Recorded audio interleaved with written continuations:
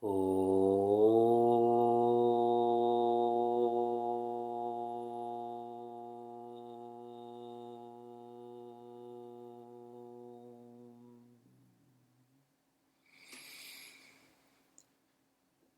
Vakratunda Mahakaya Suryakoti Samaprabha Nirvignam Kuru Me Deva Sarvakaryeshu Sarvada Saraswati Namastubhyam Varade Kamarupini Vidyarambham Karishyami Siddhir Bhavatu Me Sada Gurur Brahma Gurur Vishnu Gurur Devo Maheshwaraha Gurudeva Param Brahma Tasmai Shri Gurave Namaha.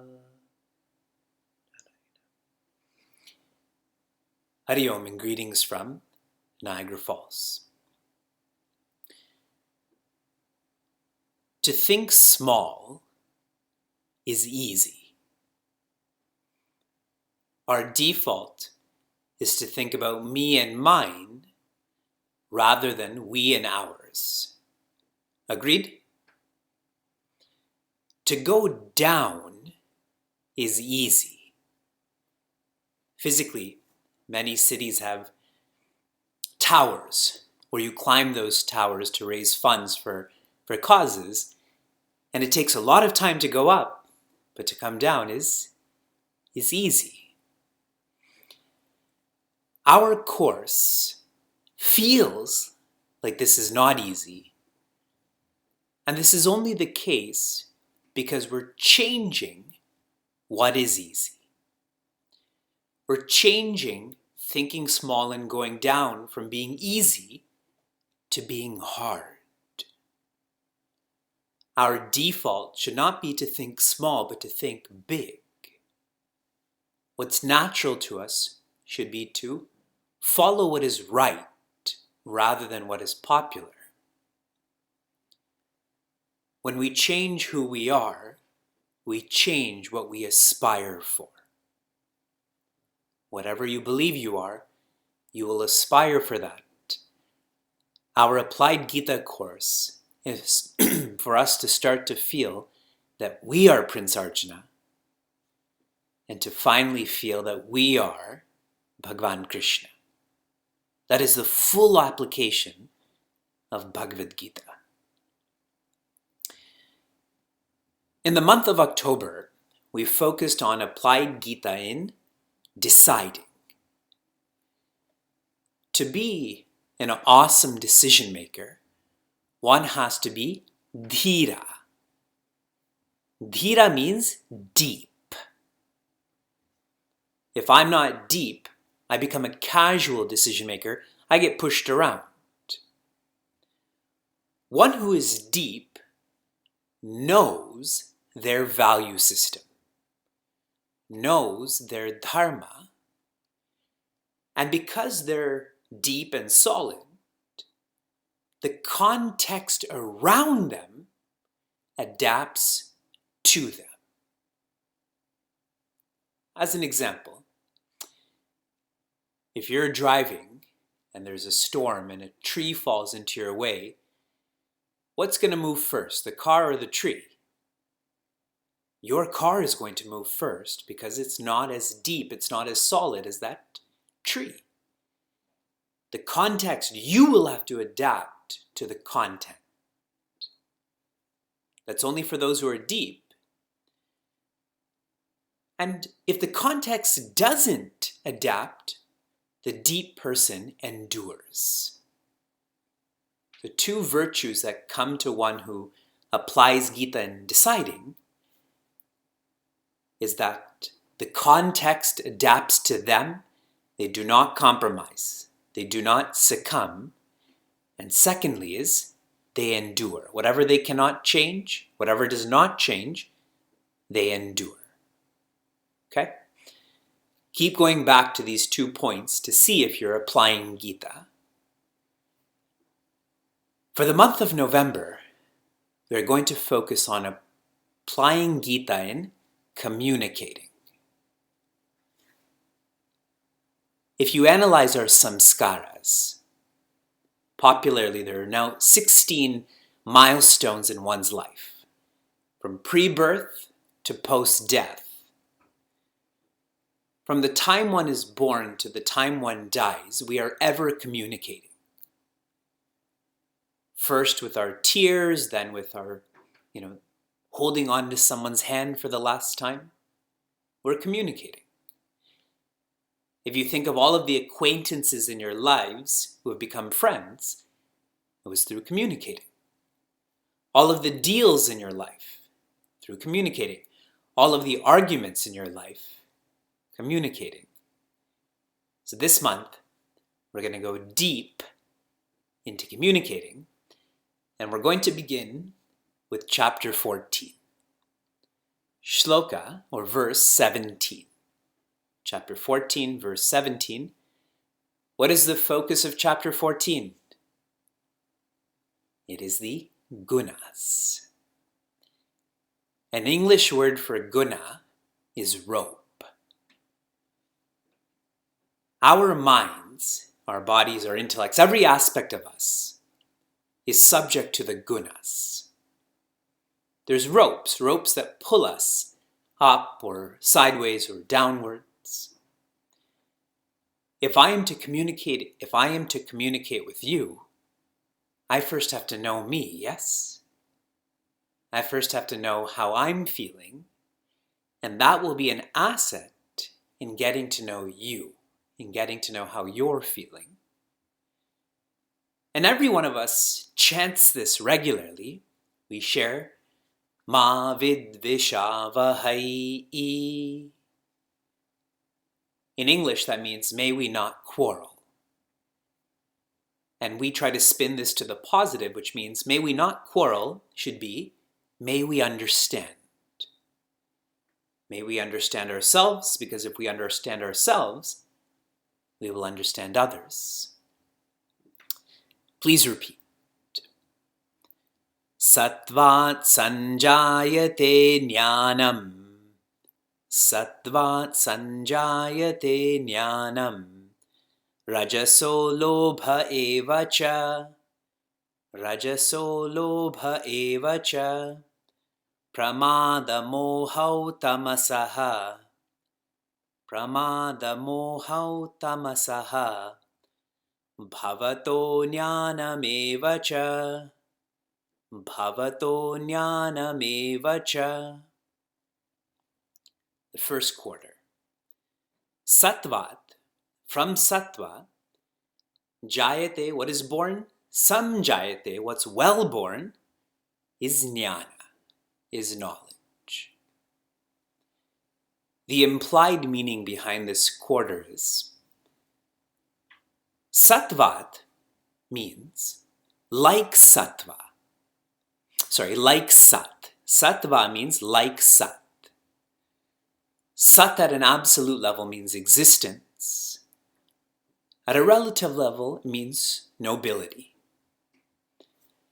Now, every one of us is existing. And this is because of existence. If my thoughts and words and actions, if my lifestyle is like existence, which means it's solid, which means it's firm, which means it's connected,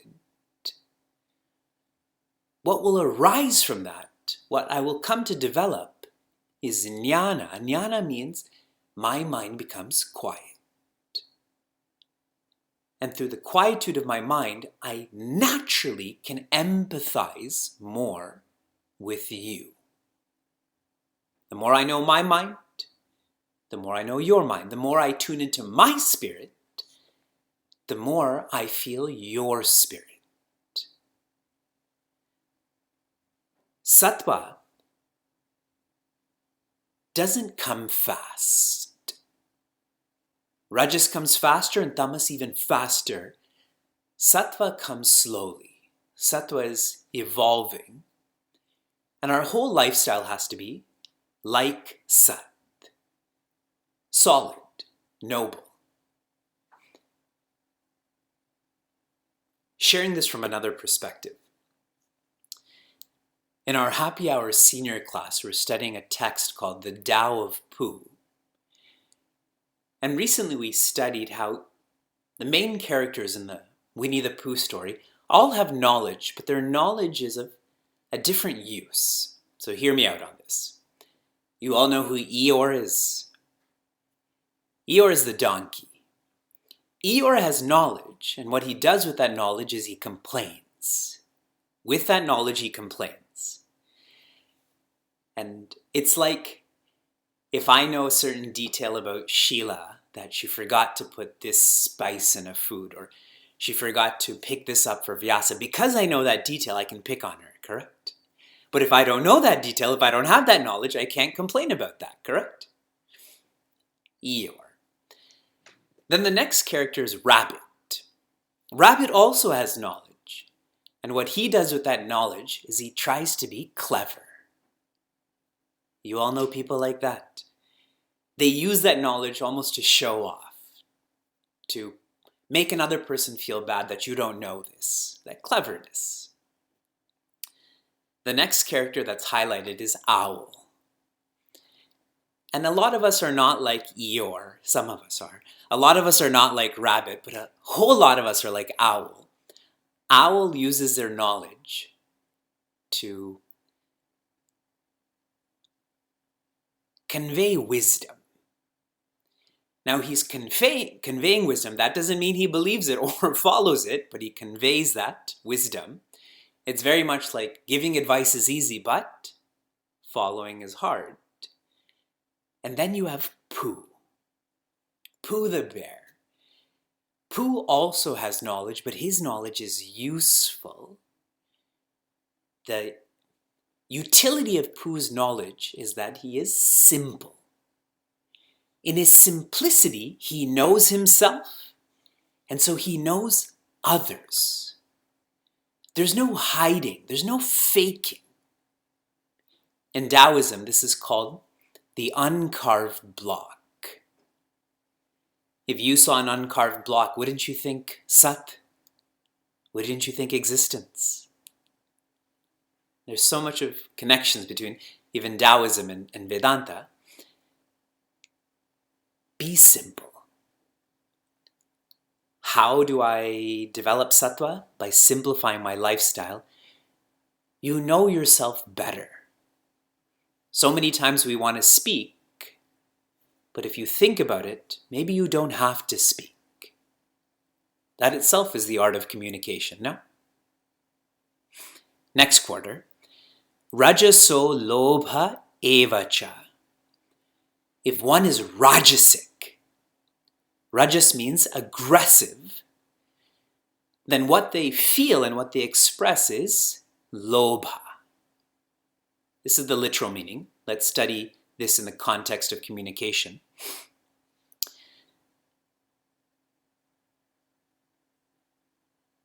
Lobha is really the sense of exchange. Lobha means greed, correct? A greedy person wants to get but is not ready to give, or wants to give less, yes? So much of American politics is about that. The balance of getting and giving, correct? Those who have higher incomes and those who have lower incomes. So lobha is this mentality of exchange. Now another word for exchange when it comes to people is expectation, isn't it? I go to Walmart and I exchange goods and services for funds, but when it comes to people, it's not an exchange, but it's an expectation. Yes? So here, lobha is highlighted as expectation, and now you all know there's many enemies that live inside of us. Kama is desire, krodha is anger, lobha is greed. What's the next one? Moha. Moha is confusion or distortion. When someone has an expectation of another person, of another group of people, all that they're about to say or act, in whatever manner, is distorted.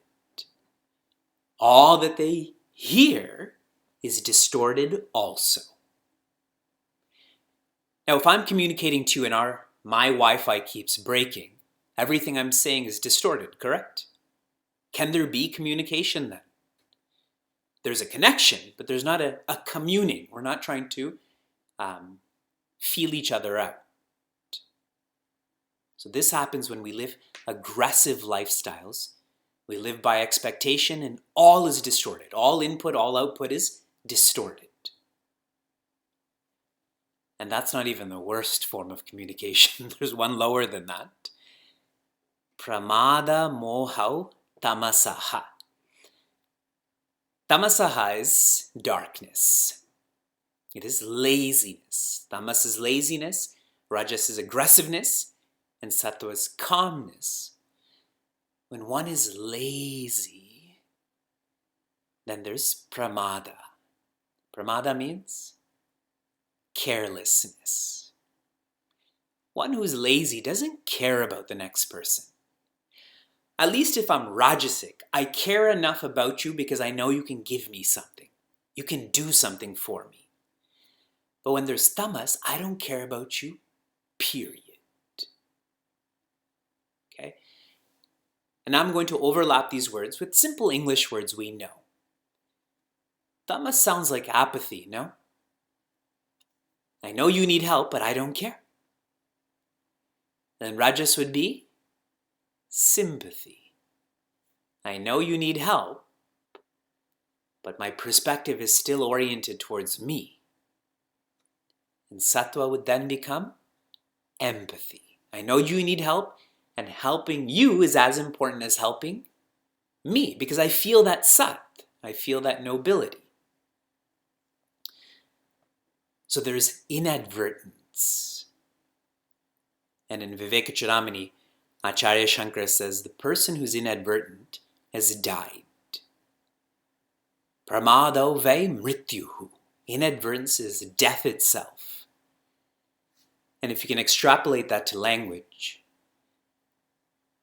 remember some time ago I was telling you, when people apply for the police force here in Niagara Falls, part of their certification is that someone goes back into their social media history. And that is the single most intense filter whereby people are no longer eligible to be officers because of something they said 10 years ago. Because something they posted 5 years ago. In that moment of inadvertence, suppose a racist comment was made or they supported someone who's sexist, then they can't work for the community, correct? They can't be ambassadors. Entire relationships can end when one is inadvertent. I'll give you a framework to think about this purely from a Vedantic sense. Stones, plants, and animals all live by Prakriti. Nature is their control system. An animal will only eat as much as it needs to, will only sleep as much as it needs to. A plant will only do what it needs to. Do you all agree? Prakriti is its control system. Humans are the only part of creation that is not subject to Prakriti. That control system has been lifted from humans to see if we're mature enough, to see if we're evolved enough. And those who live by tamas or rajas, that's called vikriti. They devolve to be animalistic in how they interact with others. And those who are not inadvertent but are careful, those who are sattvic, that's called samskriti. That samskriti is how they keep on refining themselves to not be humans but to be divine. So what I'm sharing with this third quarter is it requires consciousness, intentional living to not devolve, to not give in to vikriti, and knowing this framework of tamas, rajas, sattva, one lives by that samskriti. The last quarter is similar to the third one. Bhavato ajnanam evacha. This inadvertence, this confusion, this ignorance, all of this is because of this laziness within oneself, that animalistic, plant-like tendency to just go by our default. You're creating your default. With every thought, every word, every action, that's where your default is coming from.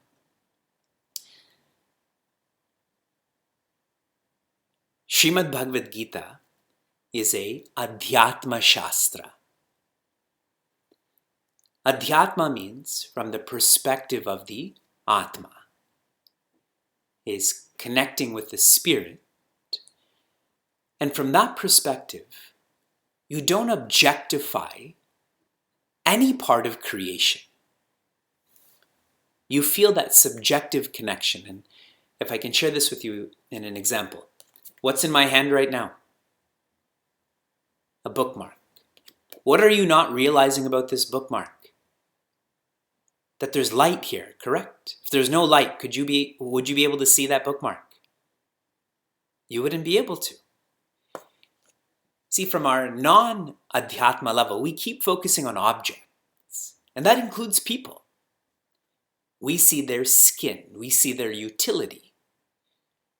But from the perspective of the adhyatmic, you see that there's light there.